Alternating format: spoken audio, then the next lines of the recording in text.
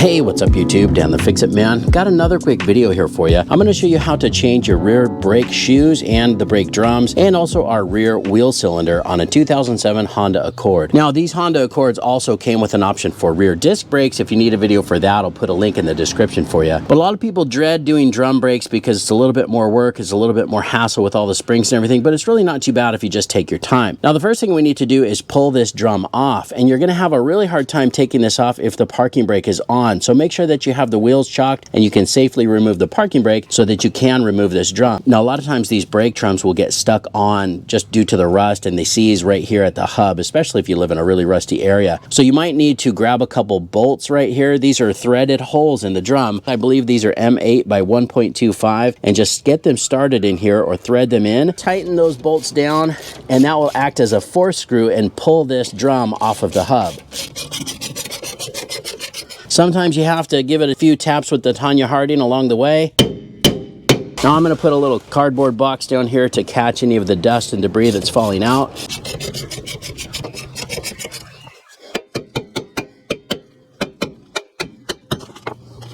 A lot of times these will wear with a lip on the inside and it makes it really difficult to take them off, but this one's coming. There we go. See all that brake dust in there? Just dump that in a box. Now just be careful, make sure you're not inhaling any of this dust. It's really bad for you.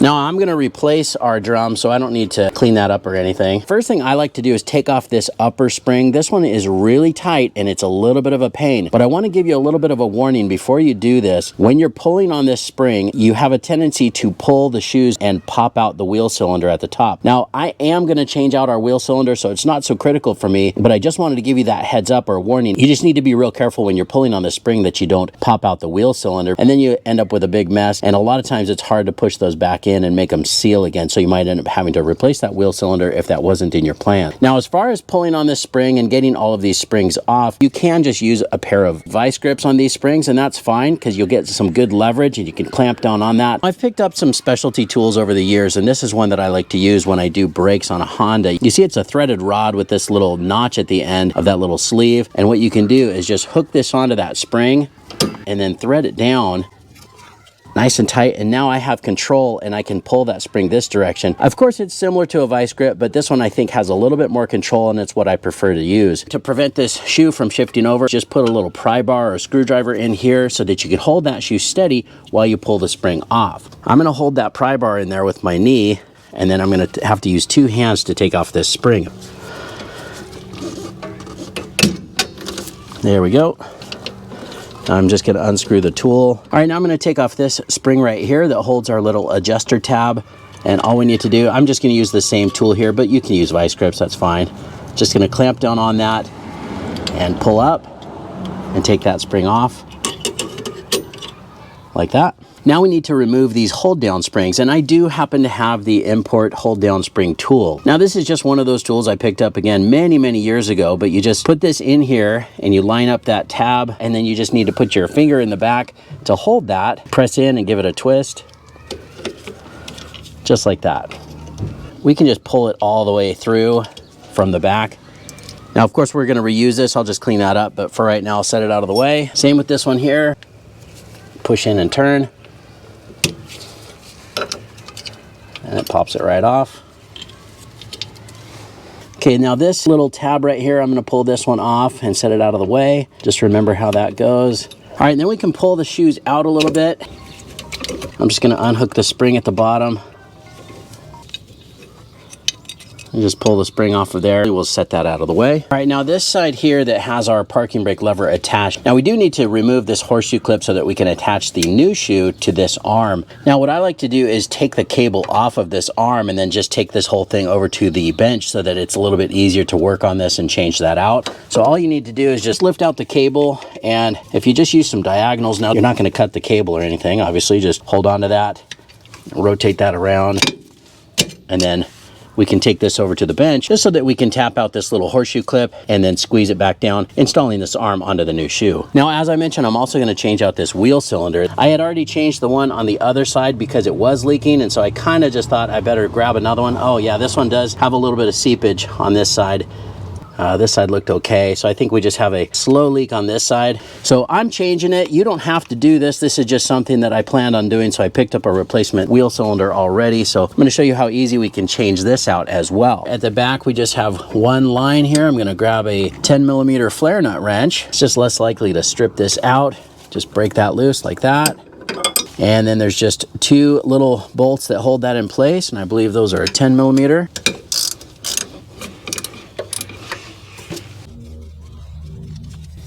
Now it's a little tricky to get these, but just using 2 fingers to spin that out. There we go. Just gonna unscrew that brake line by hand. Take off the wheel cylinder.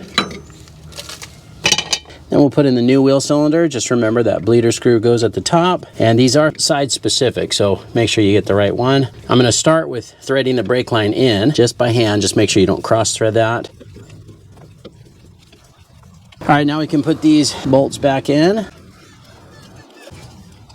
This one's just kind of tricky because there's not a lot of room in here, but there we go. And just make those snug. Don't get too carried away. Now there's probably a torque spec for these, but I can't quite get a torque wrench in there, so nice and snug without overdoing it should be good. All right, now we can tighten that brake line with that same flare nut wrench.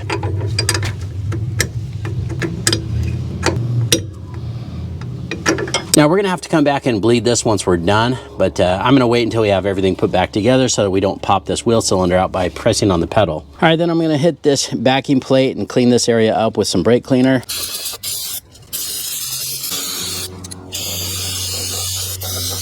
Now we can take this little brake shoe with the arm over to the vise so that we can install this on the new shoe. Now to get this horseshoe clip off of here, I usually just start with a little screwdriver and start to pry that apart.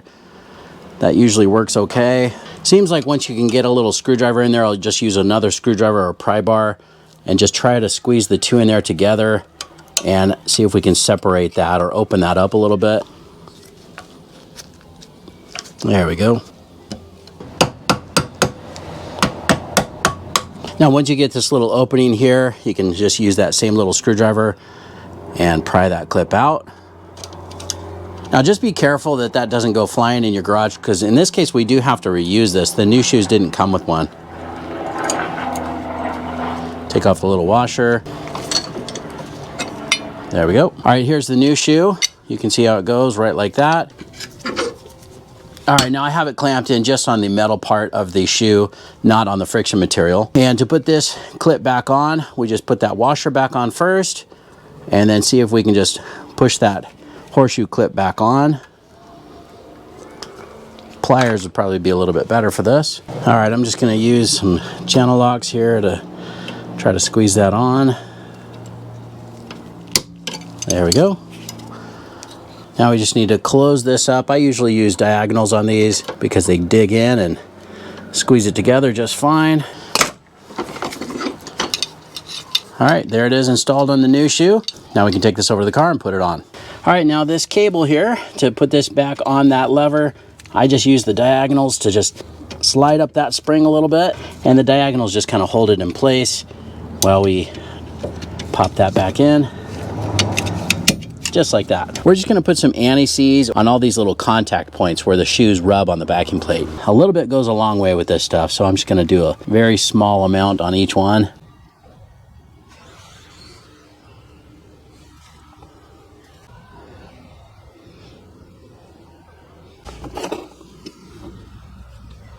Now it looks like our wheel cylinder, the ends here are turned, so I'm gonna just straighten those out. Okay, so I'm gonna start with this side here, putting this one back, and I'm just gonna hold this up in place. Now I'm gonna put the hold down spring rod through the back, and hopefully we'll see that pop out right there, yep. And then I'll set this in place. All right, now I'm just gonna hold my left hand behind there while I line this up, and then we'll use that same tool and put that in the notch. Push down and turn it. All right, that one is on. All right, now our adjuster rod and our springs, I've got this all cleaned up. Now before I put it back together, I like to put a little bit of grease on here as well. Usually some caliper grease is what I use. Just thread this in like so. You don't need too much grease on there. You could use anti-seize or even white lithium grease, that would work. But I'm just going to thread this almost all the way in so that it will help us get that spring put back on. Put some of this grease in the end there too. Just that little cap. This is all cleaned up and greased up and ready to go back on. Now, just a couple notes here. The spring on this side goes on the outside, and also if you take a close look at this detail, the longer part of this little fork goes forward. So see, the deeper notch goes in the back. On this side, it's universal, so it doesn't matter what side that goes on, but this spring, of course, is going to go in the back of the shoe. Now, also, if you're wondering which shoe goes where, usually the shoe that has the least amount of material goes forward, but these seem to have the same amount of material. So the only other difference is this rod right here. This is going to go on the forward-facing brake shoe, or the leading brake shoe. But let's go ahead and just get this adjuster started on here, and I'm just going to hook it through here and see if I can hook that spring first. There we go. Now this is ready to position in place, and I'm going to put the little hold down spring on it next. Okay, so I'm just going to put that through the hole in the back. There it is. Line this up.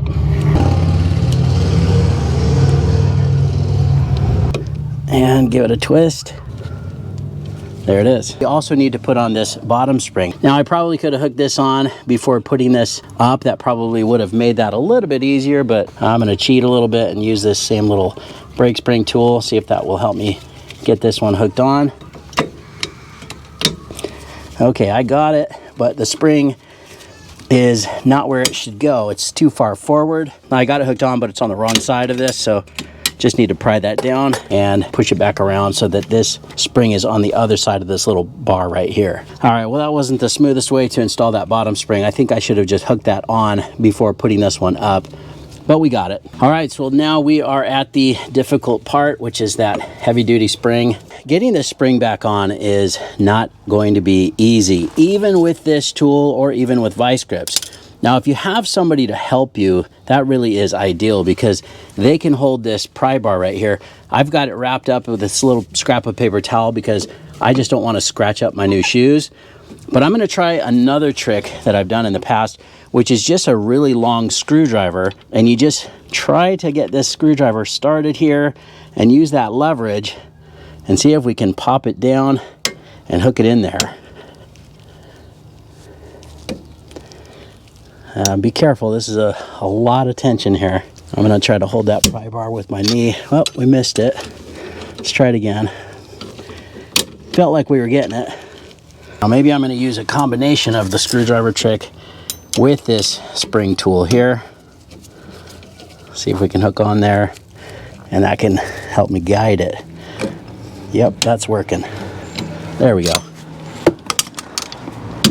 It's in. Whether you have this brake spring tool or even some vice grips, it really isn't enough to pull that and pry that over yourself. So having that long screwdriver for the leverage, that really did it for me. That pulled the spring all the way over, and then I was able to guide it in place with this. But it worked, and it's back together, and I'm happy. So let's keep moving here. All right, now we can put this piece back on. Slides over that little stud here and goes up above in this little channel. And then we can put this spring on. I'm just going to use that same spring tool, hook it on down below and hook it on right there. And then we can take that off. All right, now before I put the new drum on, I'm going to clean up this hub surface with a little wire brush on a drill. Just remember to wear some safety glasses if you're going to use something like this.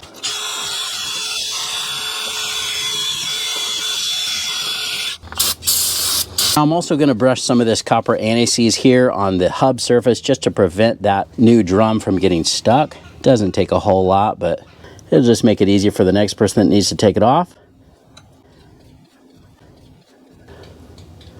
That looks good. We just need to wipe the surface of the drum here, the friction surface. These are packed in oil usually to prevent them from rusting too much while on the shelf, so that looks nice and clean. And let's go ahead and do a quick test fit here. Okay, we're not quite able to put the drum on. I'm just going to turn it in a little bit more and see if that makes a little bit of a difference. Just want to make sure that they're centered and concentric to the hub as well. Let's give it a try here. Now that feels pretty good. But I'm gonna go ahead and tighten it a little bit more. Now, as far as adjusting this, you want it to basically spin 2 full revolutions before it stops with the tire on. I'm just kind of going by feel right now because I don't want to have to take this back off.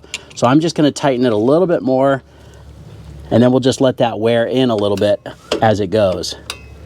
All right, that should do it. Now that feels pretty good to me. It might be a little on the snug side, but I'm okay with that because the shoes and the drum are both brand new.